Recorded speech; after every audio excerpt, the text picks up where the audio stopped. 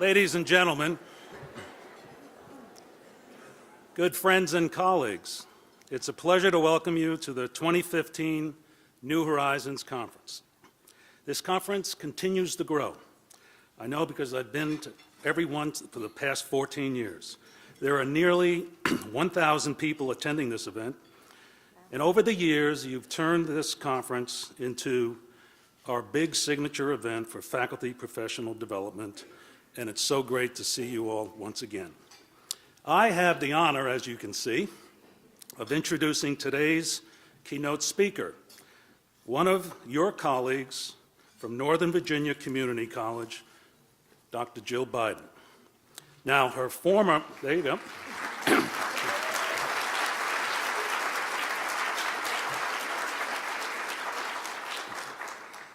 Her bio is printed near the front of your program, so I certainly won't be repeating it here from the podium. But the bottom line is that Dr. Biden is married. She and her husband Joe live in D.C., where he works for the federal government. Together, they're the proud parents of 3 children and the proud grandparents of 5 children. But perhaps the most important thing I can share with you about Dr. Biden is that despite her high profile, she is not what I would call a celebrity teacher. You know, those are the folks who earn their status outside of academia and then get offered big bucks to teach one class a semester in which they just kind of sit around and tell stories about how they became a celebrity. You know the ones, but that is not Jill Biden. Instead, I would call her a roll-up-the-sleeves teacher. She teaches some of our most challenging classes to some of our hardest-to-reach students. She teaches developmental English.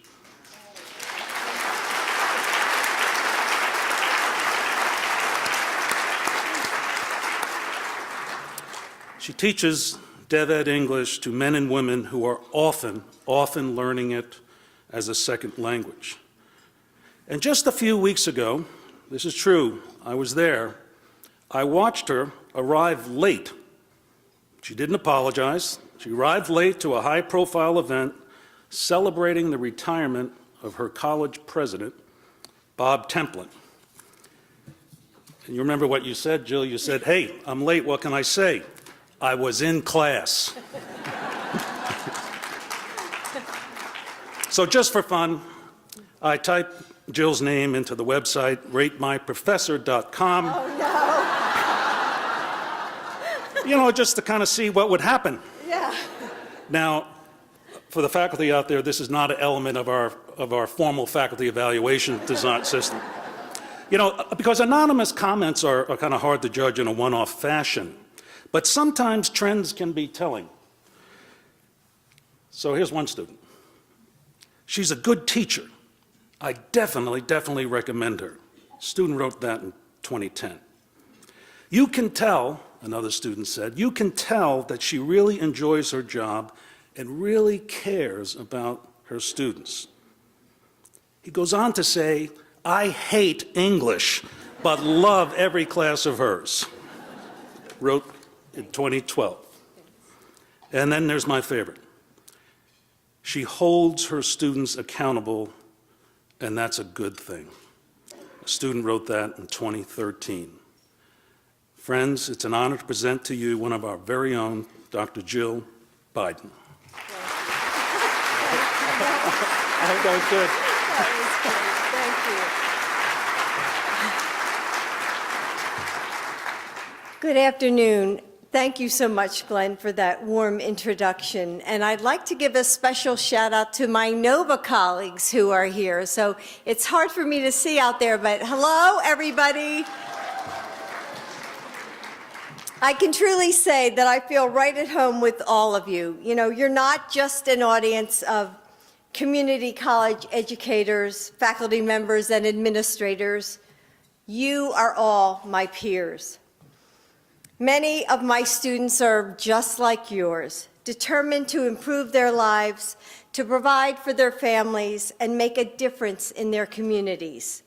So being here today is particularly exciting for me.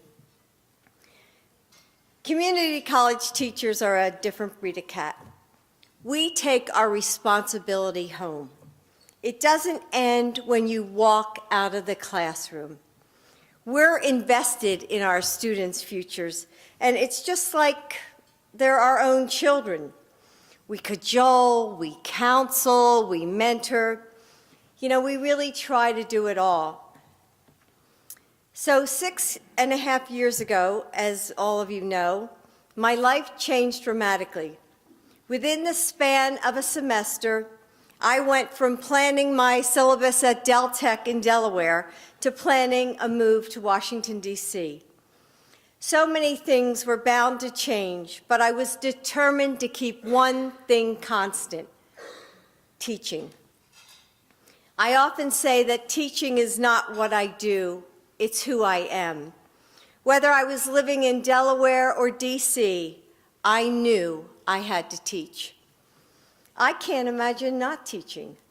I have taught for over 30 years, and 20 of them have been at the community college. And what I love most about teaching is my students, and I'm sure that every single one of you says the same thing. Like many of you have experienced, students arrive in our classroom eager to create a brighter future for themselves and their families. We have taught veterans who return to the classroom to complete their education as they look to transition to civilian careers. We've seen workers return to school to retool their skills to reach to the next level in their fields. And as we have all seen, more and more people are realizing that a high school degree is just not enough, and they're turning to the community colleges to provide them with the opportunity they deserve to reach their full potential. Currently, nearly half of all the 18 million undergraduate students attend one of America's community colleges. But let's be honest, simply enrolling in a community college is not enough. It's important that we retain students and help them earn their degree, because by the end of this decade, in just 5 years, if you think about it, 2/3 of all job openings will require some form of higher education. There's also a new reality for most returning students. They go back to school while maintaining a full-time job, raising a family, and in many cases, both. I remember what it was like to go back to school under the best circumstances, with a supportive husband, coworker, and friends, and it wasn't easy. So it should be no surprise that less than half of the students who attend a community college will either graduate or transfer to a 4-year school within 6 years. But we must do more to help our students succeed. I believe that the responsibility for educating students is not the students alone. It's a responsibility that really belongs to all of us. That's one of the reasons my dissertation focused on student retention in community colleges, and why, when I started teaching at Northern Virginia Community College, I wanted to help women who were returning to school. And I wasn't alone. So we started the Women's Mentoring Project, which pairs women who are over 30 years old with a female faculty member. As part of the program, I helped one woman who was writing her scholarship essay for admittance to a 4-year college. Her path had not been easy. She left an abusive relationship and was homeless, living in her car with her 2 children. Once she got into a homeless shelter, she was encouraged to attend a community college where I met her as part of the Women's Mentoring Project. She got that scholarship, and she went on to earn her accounting degree at a four-year college and is now creating a better life for herself and her children. That is what community college is all about. Community colleges do not pick and choose their students. We work with all students to help them become who they aspire to be. As a teacher, I felt that I was at the right place at the right time to be part of an administration that is committed to strengthening community colleges. 5 years ago, at the President's request, I hosted the first ever White House Summit on community colleges. Thought leaders, educators, and policymakers gathered to discuss the increasing role community colleges play in educating America's workforce. Tom Sugar from Complete College America summarized it well, and I quote, "Time, choice, and structure are the essential optics through which all higher education reforms must be viewed in order to maximize the likelihood of graduating more of today's students. In other words, access without success is an empty promise." End quote. As Second Lady, I have traveled across the country to see firsthand the transformative change that has occurred on college campuses to improve student success. In fact, just last month, I visited two community colleges, Santa Fe College in Gainesville, Florida, and Austin Community College in Texas, both of which are using innovative strategies and technology to increase retention, completion, and overall student success. As a result, the completion rate for students at Santa Fe College is 20% higher than the national average. And students at Austin Community College are twice as likely to complete their developmental math course compared to a student enrolled in a traditional one. These two schools are meeting students where they are and guiding them to where they need to go. They are also good examples of what makes community colleges so special.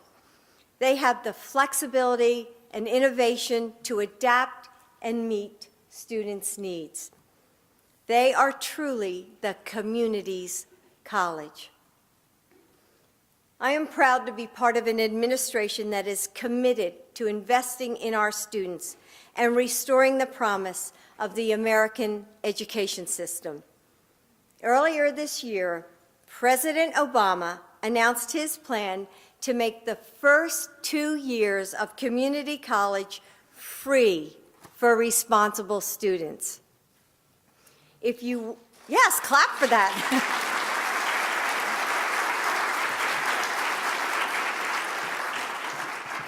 If you work hard and maintain a good GPA, you should have access to the education you need.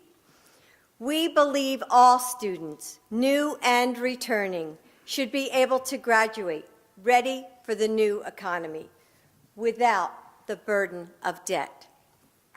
The work that you are doing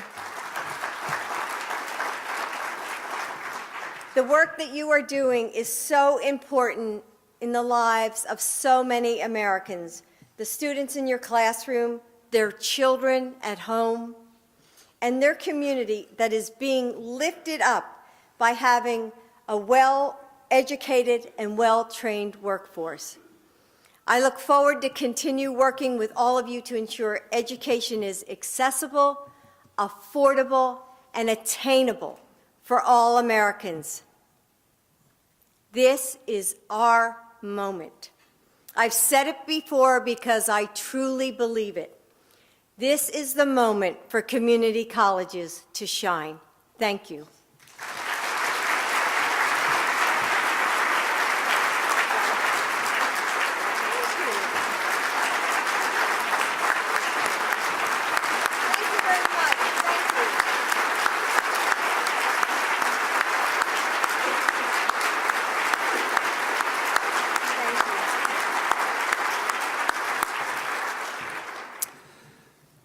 This is the moment. This is the moment for community colleges to shine. What a great send-off for this conference, and what a great kickoff. Jill, thank you so much for being with us, for what you do in the classroom, what you do on behalf of our sector. You've done just a tremendous work in putting this great sector of education in the national center stage. Thank you so much for doing that. On behalf of all of us in this great college system, we have a gift, a special gift we'd like to present Dr. Biden. It was handmade by one of our presidents and his wife. They're both woodworkers. They met in Berea College in the wood shop. And the gift is a harmony basket. It was particularly chosen because, Jill, we know how much you like to be with family on the weekends. And we thought this would be a wonderful addition on a table with fruit and stuff in the basket. And So, Easter Jill, eggs. And Easter eggs, and Easter eggs. And Mark and Trish, if you could just stand up and just be recognized. Thank you very much. Thank you. Oh, that's beautiful. It's beautiful. Yeah, it's wonderful Oh, my woodworkers. goodness. Thank you.